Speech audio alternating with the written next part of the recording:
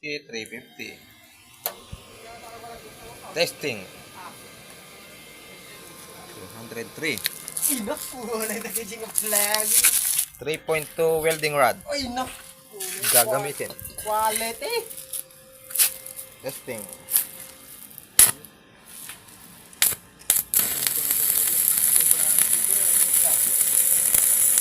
Uy, gandang luto oh. 200 pa lang oh.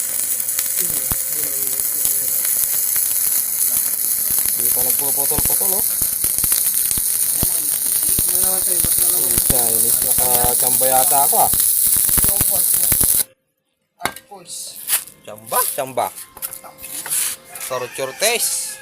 Nakano nag-receiver 1.5. Ang murang halaga.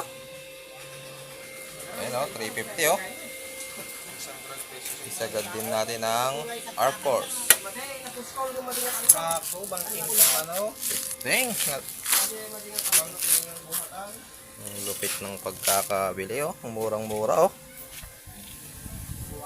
Quality. Uy, lakas oh. Oh, basag oh.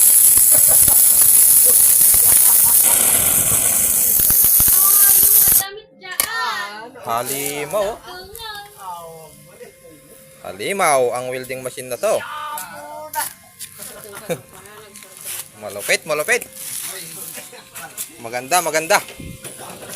Magandang Mitsubishi na to. Ang tanging problema lang na nakita ko ay ang wire niya. Ito, pumutok agad. Pinalitan ko ng wire ng pakuluan. Ng electric kettle. Ang ganda na ng buga kahapon, palyado dahil dito.